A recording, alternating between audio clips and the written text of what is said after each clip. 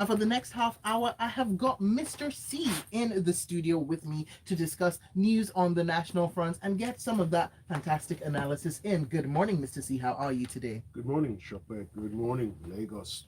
All right, and make sure you find Mr. C already. He is up on social media at Monsieur C. We'll be tagging him as we go through. We're already streaming live up on youtube.com/ smooth 981 FM Lagos. Make sure you go over there, catch the live stream, and join the conversation by leaving your comments up on the live stream. You can also send WhatsApp messages in 20809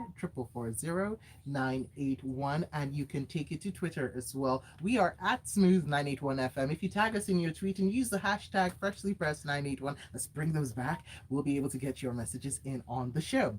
All right, so lots to discuss today, as usual, because that's how we do it every single Freshly Pressed. And you know, when the news is the news, what can you do? So we're gonna start things off by going to Zamfara. So not on like national level, but just take it as things that happened in the state from over the weekend from the Punch newspaper. Zamfara shuts media houses for covering PDP rally, Mr. C.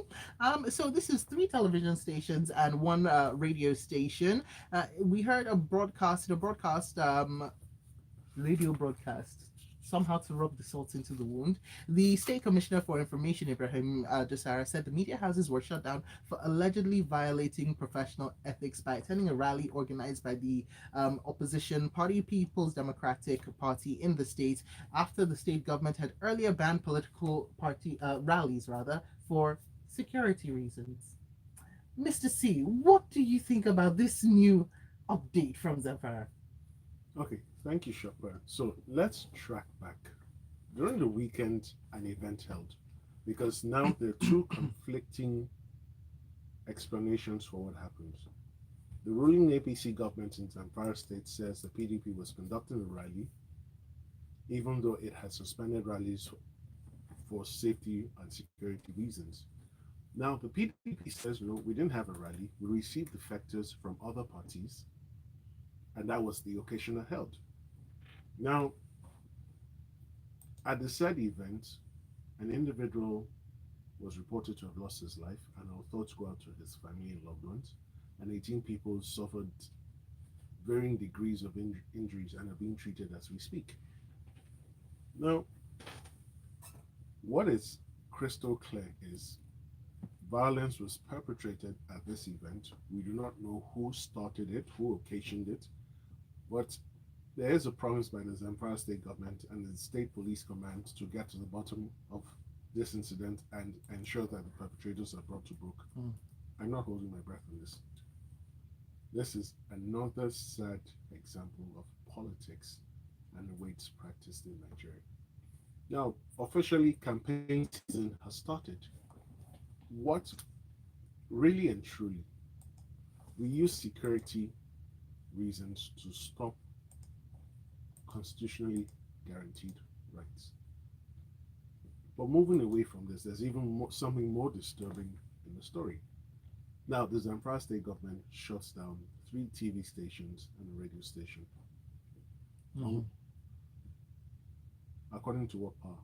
Because the Nigerian Broadcasting Commission Act places the regulation, the management, and supervision of broadcast organizations, audio and visual, strictly within the remit of the Nigerian Broadcasting Commission. Which has already come out to say that this is an illegal move that needs to be reversed, yes? Yes. Now, it's instructive that a state government shut down a federal station. NT Zamfara belongs to the federal government. So we don't know what's going on here, but it's also another example of the continued use of impunity in Nigeria. The Act specifically says there's a mechanism for making complaints to the NBC about the conduct of any station, and the NBC will receive that complaint and investigate it. And if it's investigated and it is determined that the station is actually at fault, the NBC has the power to impose sanctions or ultimately revoke the license granted to that organization. Now, this event happened on Saturday, I believe. Today is Monday. It is crystal clear even to the blind.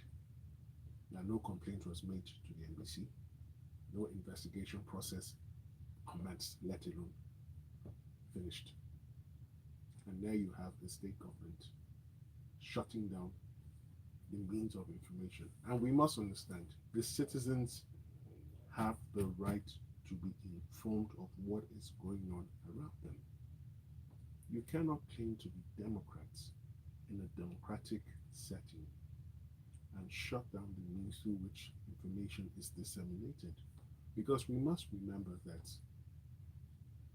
this isn't that people, not everyone has access to the internet. So when you shut down 3 TV stations and a radio station in Zamfara, what exactly is supposed to be listened to? I'm not saying they don't have internet there or they don't have cable, but this act should be frowned upon, and the Zamfara state government should be rebuked in very strong language by the NBC and the federal government not to repeat this.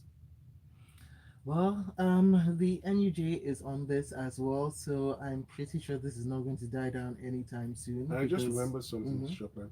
This is the same government, I think last year, shut down telecom services in certain parts of the state for a prolonged stretch of time. Yes, Zamfara was one of those states.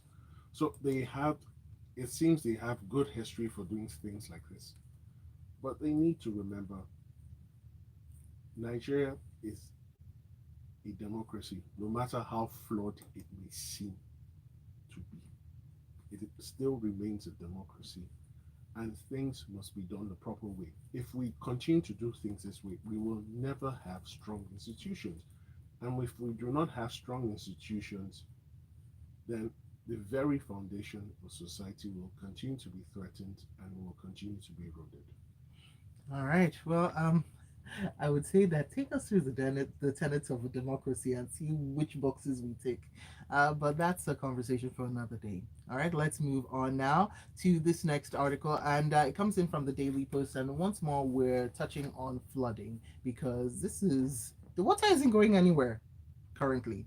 Declare Bielsa and other states national emergency. That is what Bielsa State Governor Senator Diri has urged the federal government to do because he says that the rampaging floods have devastated lives and property in his state and in other states as well. His words: this year's flooding has surpassed that of 2012, which is the highest we have witnessed so far. It has become a security emergency. Mr. C, would you agree?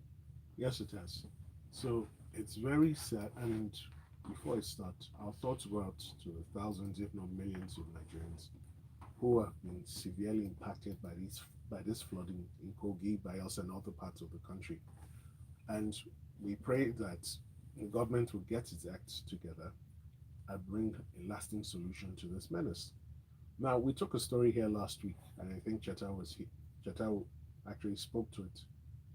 This flooding, particularly, was occasioned by the opening of a dam in Cameroon. Like the dam? Yes.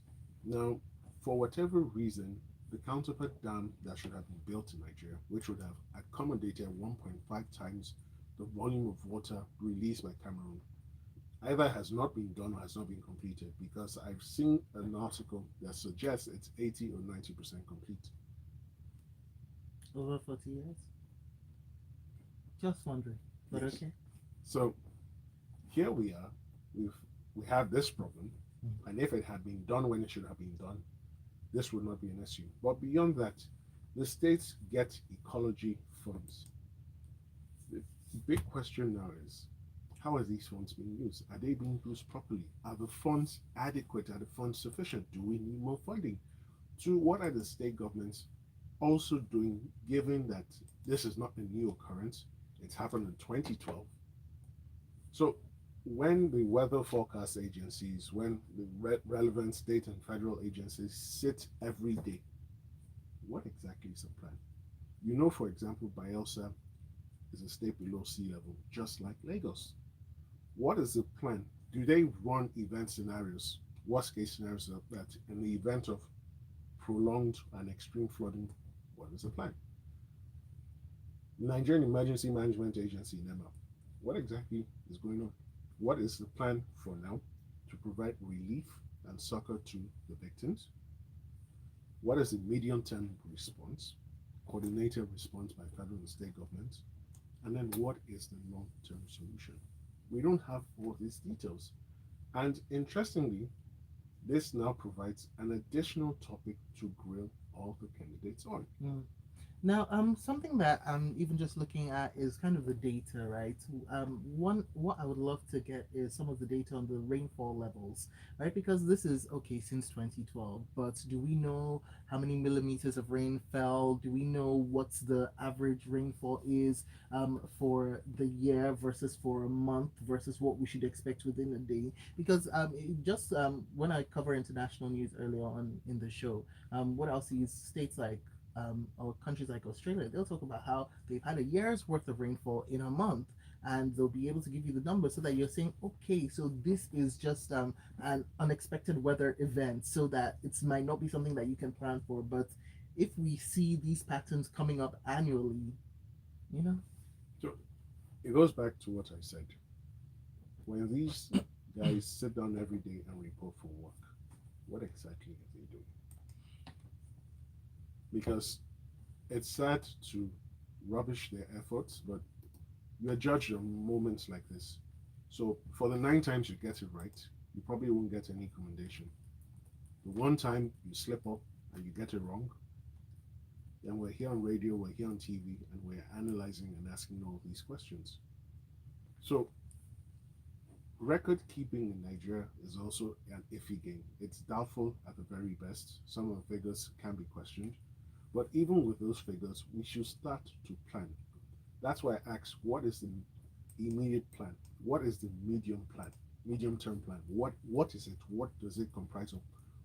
What do we need to do to fund it? What do mm, we need to do to bring it into existence? mm. What is the long term solution? And this requires serious diligence and planning, something we're not exactly renowned for in these parts. All right, let's take a couple of messages from WhatsApp. And remember, you can also leave comments on the live stream up on youtube.com/, smooth981fm, and using the hashtag freshlypressed981 up on Twitter as you tag us at smooth981fm. I'll take this one. George from Okokomaiko says, Mr. C is talking as though these people want to create strong institutions. They simply want to hold on to power and nothing more. They will do whatever it takes to remain in power, says George. We'll take this one. Tanya from Magodo says, Mr. C, I believe you are giving the ecological agencies way too much credit. I'm sure the actual words scenario, and this is in quotes by the way, scenario planning and worst case scenario have never been uttered in any of these offices. Oh, Tanya, good on with all the emphasis. Jerry says, democracy, they said, works in an educated society. The political office holders know that when the people are educated, they will ask for their rights. A governor wakes up to make such a solitary shenanigan decision. It's sad, says Jerry. Whilst Sam from Otta says, do you see uh, any reason why no? Do you see the reason why we say we have no government? How can a sitting president, the minister of petroleum, and all the security arms of government not detect crude oil theft? Okay, now we'll take this next story that comes in. Nigeria's 42 trillion naira domestic debt red flag to incoming president. This is according to the founding managing director of Augusto and Co, Mr. Olabode Augusto, who says that this rising domestic debt is going to be a burden for the next president of Nigeria, in news that nobody is surprised at, but let's still discuss. Okay, thank you, Shaka. So there was a summit for the bank directors recently in Lagos, held at the Oriental Hotel, and several topics were taken. And this is one of the topics that was considered: Nigeria's rising domestic debt. Mhm. Now, what is Nigeria's domestic debt? This is the money that the Nigerian government raises locally from lenders within the country to fund its various programs. Now, why would Nigeria resort to local lending if it can obtain funds outside the country? Foreign lending outside is determined by the country's sovereign rating. It's also determined by the interest rates on the bonds it intends to raise to receive through which it will receive the money. Now, lately Nigeria has been a bit more cautious about getting foreign debt because the interest rates are quite high and yields are low. I think in that order. So basically, they've been cautious about getting foreign debt. So what do? They turn to the CBN primarily through a mechanism and process called Ways and Means, Mhm. through which the CBN lends money to the government. Now there's supposed to be a limit to that lending, but apparently it's being breached. Currently it's at 42 trillion. Now, why does the government borrow? Because the revenue has reduced. Now, why has our revenue reduced? We've all known there's been massive oil theft in the oil industry. We've all seen how, up until very recently, everyone played the ostrich. Mhm. And then, with the award of the monitoring contract to a company in which Tompolo has an interest, we suddenly started discovering all sorts of wonderful, funny connections. And as usual, the military, the Joint Tax Force, all the several military operations, naval operations in the Niger Delta, they all seem confused and shocked at the connections, and they cannot give ready, intelligent responses as to why these connections are there. I haven't heard anything, and it beats me that we're ignoring that critical segment, that Mm. critical because the security of any location should be able to explain what goes on in that location. If the generator in this station were to go missing, surely the security men here would have to tell us what happened. It's that simple. Or you would have to ask questions. Now, whoever is going to become president, look, there's work to be done. It's not, it's real solid work. However, hope, there's hope at the end of the tunnel. We're ramping up crude oil production. The Focados platform is coming on stream at the end of October, and we're looking at getting anything between 400,000 barrels to 500,000 barrels of crude oil back online every day. Our current production, I believe, is somewhere between 1.1 and 1.2 million barrels every day. So more oil production means more oil revenue. More oil revenue means we should lead, and I stress that should lead to reduced borrowing. But our politicians continue to demonstrate on a regular basis that our interests and their interests do not necessarily merge or converge, and that what is most paramount is what they believe are Nigeria's interests, which more often than not are synonymous with their personal interests. But this is a serious matter, and if we're to avoid going the route of our West African neighbors, Ghana, which has had to start a debt restructuring program, we will need to rein in leakages. We need to rein in funny expenditure that increases the the cost to government. We need to reduce the cost of running our government, and we need to ramp up revenue. Interestingly, the states, all the 36 states, have ramped up internally generated revenue to Mm. 1.89 trillion, and this was as at the end of last year. So, if that trend were to continue, we would see increased revenue from all the states. We will see increased revenue from the oil industry as more leakages, more theft is blocked, and then hopefully we should see a reduction in this massive debt profile, both the public and the local debt profile. Yeah, it's not like the OPEC cuts are going to affect us, seeing as we've No, been. we're not even meeting the Yeah, targets set for exactly. us Seeing yet. as we've been underperforming, But so very, that would have been a. yeah, but very soon, I believe, and keeping my fingers crossed on this, we should be able to hit our production targets because as all these leakages are being blocked, we will see increased production. And it must be pointed out very quickly, Tompolo has started receiving threats. Nice one. All right. Olalekan Isaac up on YouTube says, we are living in interesting times in Nigeria, but let's keep that hope alive. Going on to our next story now.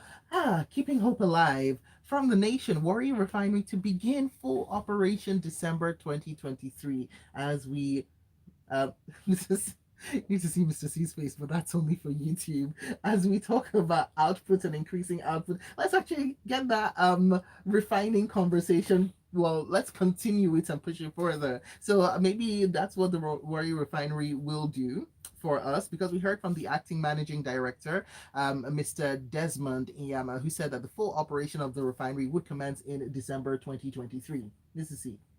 Okay, thank you, Shopper. So the House of Representatives ad hoc committee on the state of the nation's refineries visited the Warri refinery as part of its ongoing visits and expressed satisfaction with what they met on the ground.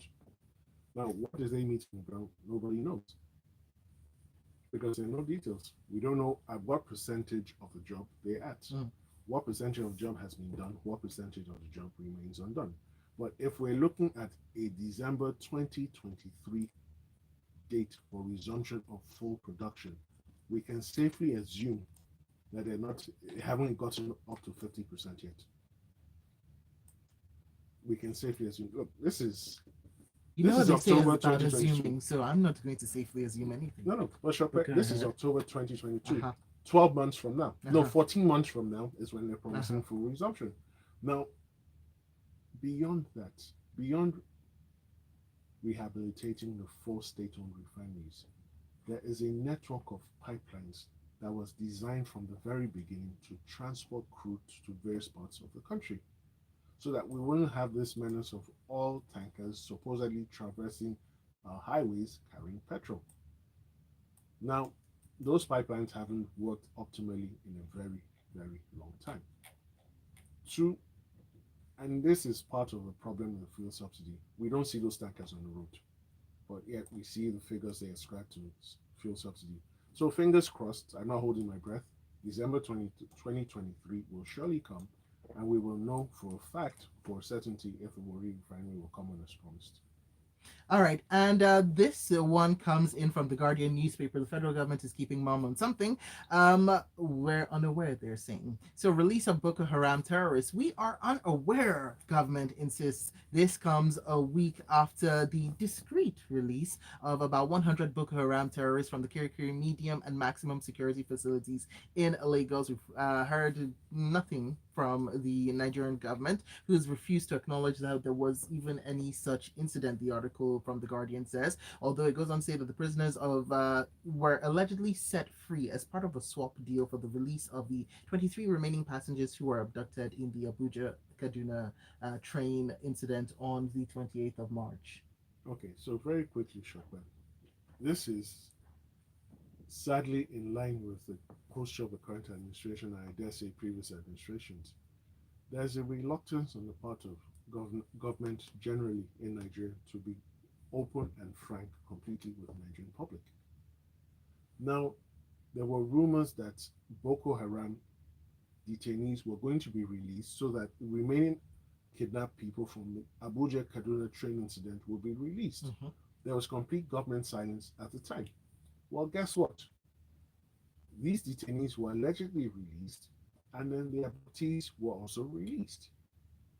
So it's really a case of the witch cries at night, the child dies in the morning. Now, you would think that that haven't been done, right?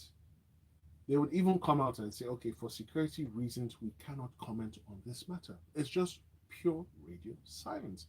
Now, it is clear that something may have happened behind the scenes and they don't want to comment on it for national security reasons.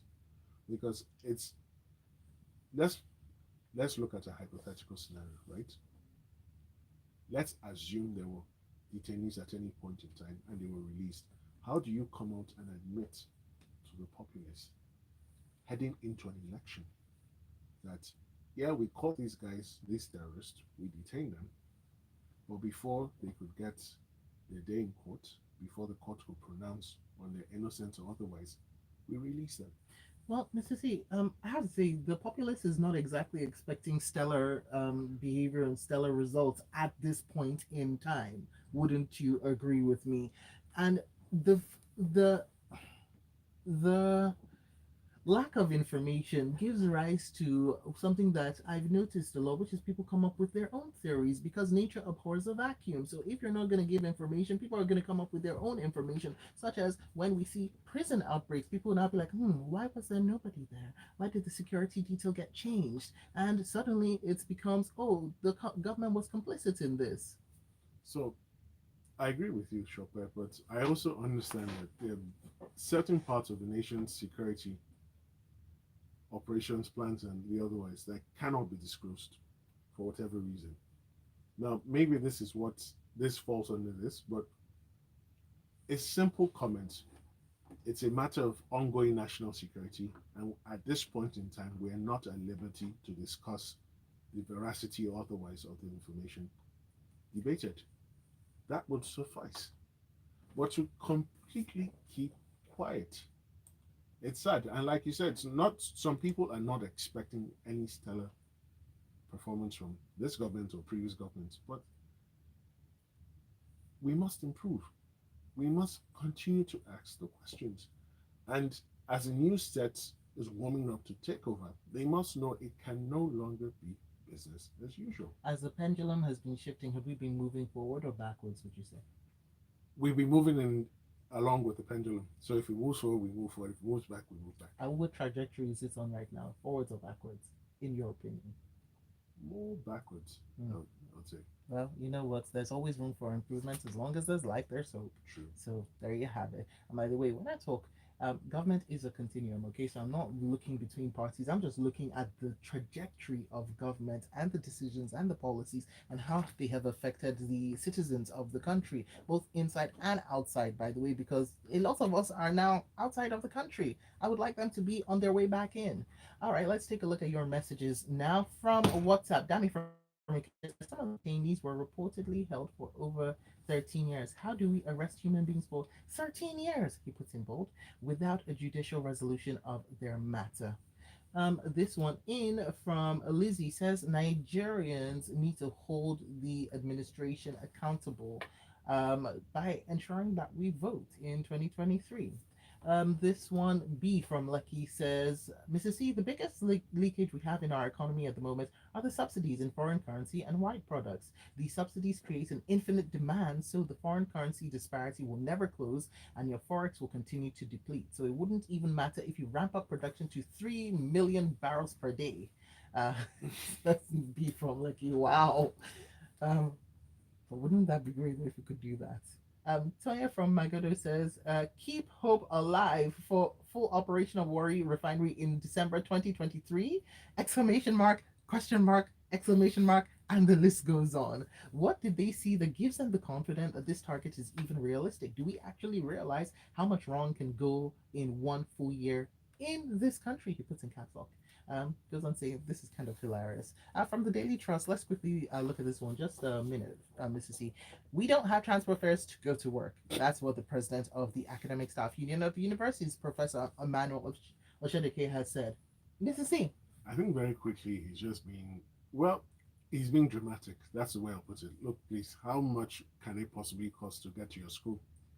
But what is even more shocking for me and frightening is some of the schools are resuming this week, Shopper, and next week they start exams. Now, excuse me, if you are going to write exams next week, I should try and convince me that 95, at least 95% of the students will not pass that exam. Because if they don't pass the exam, remember that there are people coming in from the lower classes, and then you're going to have a huge problem on your hands. You cannot resume school after 8 months, and a week later, you're writing exams. You didn't even finish the course syllabus before the strike commenced. Maybe the lecturers believed they were the only ones on strike, and while they were on strike, the students were doing good work.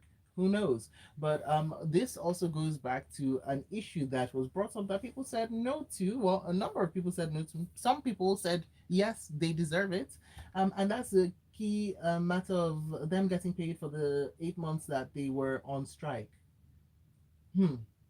I think they'll That's get all. paid. I think they'll get paid. Well, who knows? Maybe they won't be able to go to work because they don't have transport fare. until they get paid. But either way, people will keep you updated. Mr. C, it's been an absolute blast having you on the show. Make sure you find him online. He is at Monsieur C. There are three E's after the C. And yeah, he'll be back here on Freshly Pressed, weighing in on the beautiful news that we discuss on a daily basis here on Smooth Breakfast. Coming up 8:15, it's sports inside the locker room, so don't go anywhere. The headlines, the stories, Ah, I love our news. in-depth analysis. Thank you.